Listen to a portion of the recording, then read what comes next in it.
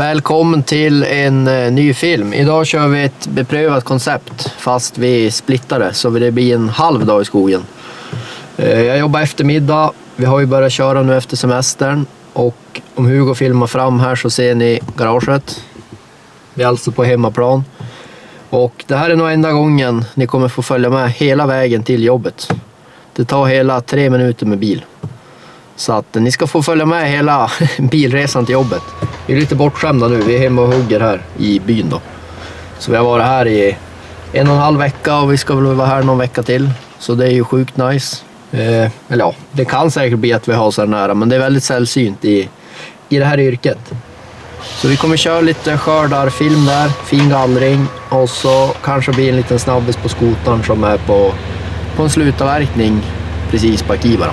Så vi hoppar väl in i bilen, även ni, och så far vi.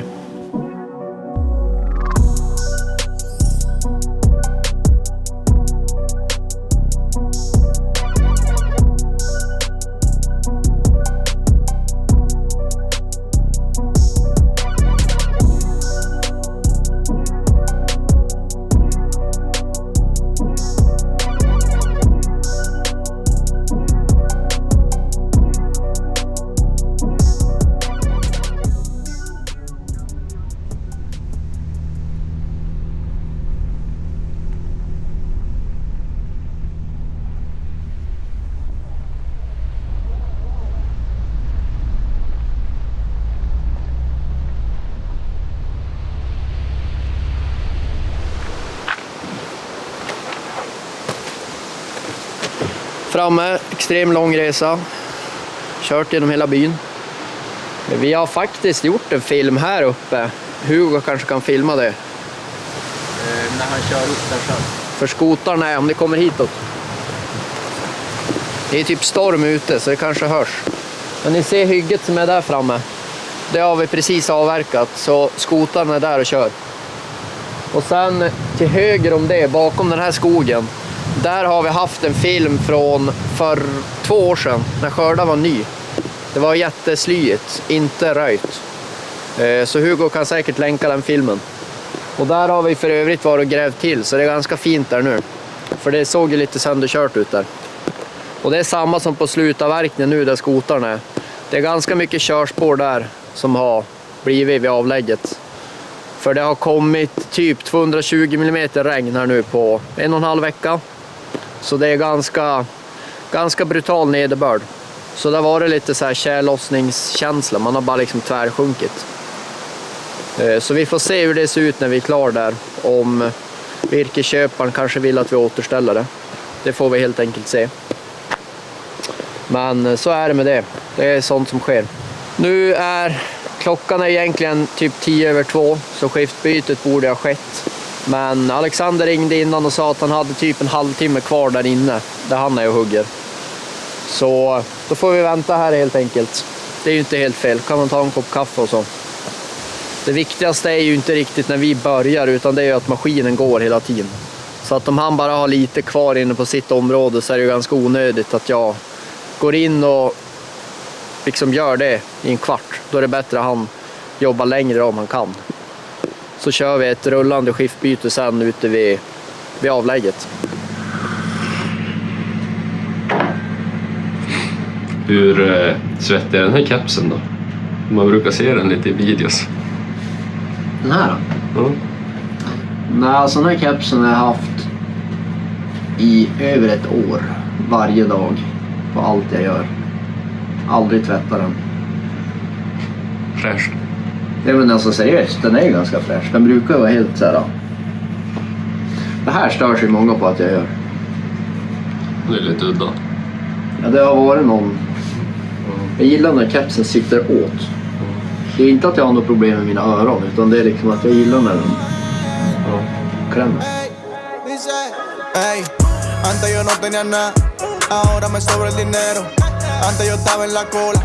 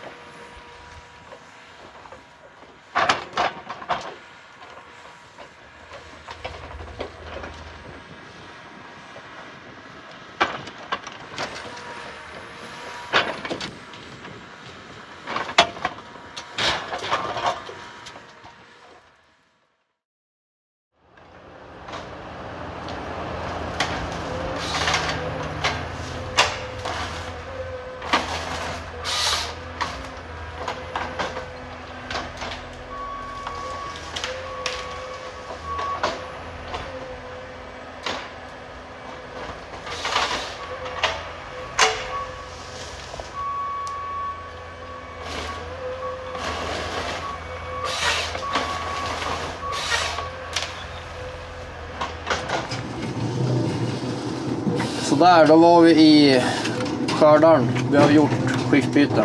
Tog lite tid. Alexander var lite sen. Och så har vi Villa här bak. Han passar på att åka lite grann efter sitt skift då.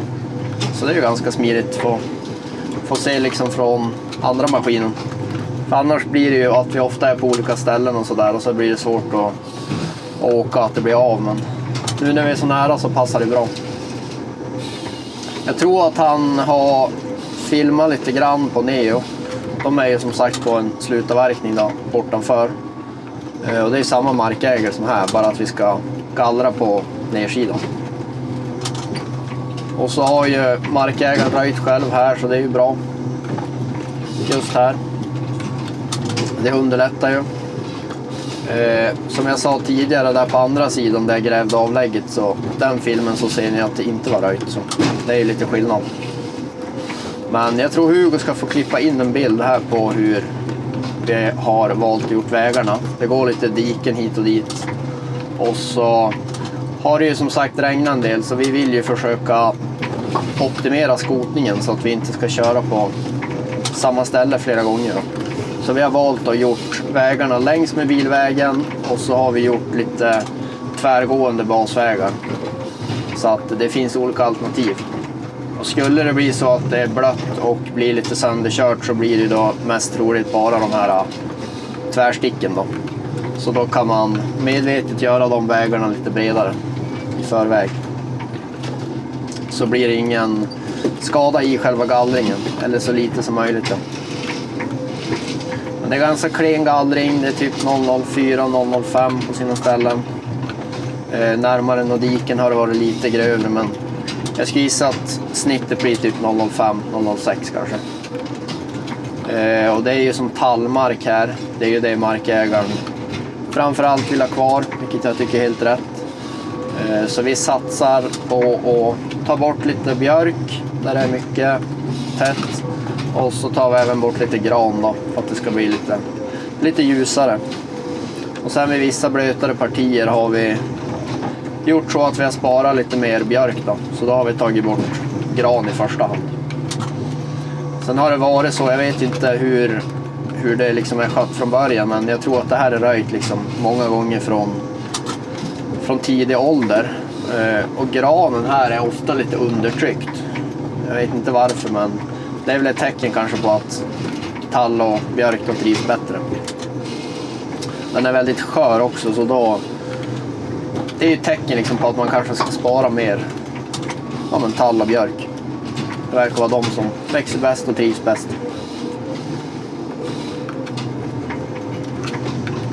Så annars är det väl egentligen inga konstigheter.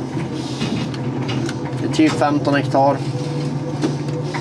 Och så sen ska vi då gallra på andra sidan. Och den skogen tror jag inte är röjd särskilt många gånger. Men den är dock röjd nu. Så det kommer bli roligt sen att se skillnaderna.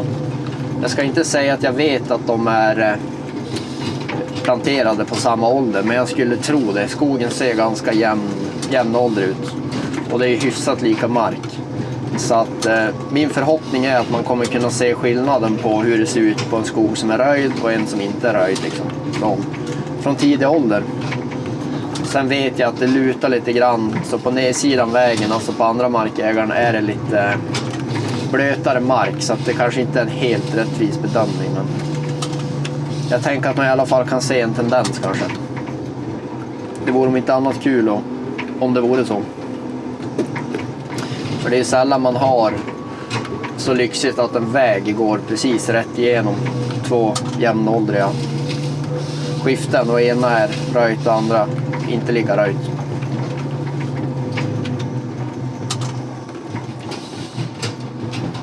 Men det är ganska många diken här, så att jag har förhoppning om att det inte ska vara särskilt blött. Och så är det jättestenigt under allting. Så att innan, när vi körde slutavverkningen, ja, ni har väl sett spåren där, så tänkte vi att vi inte skulle kanske gallra det här nu. Att vi skulle avbryta och flytta vidare. Men det har gått betydligt bättre än vad jag trodde, så det finns lite hopp faktiskt.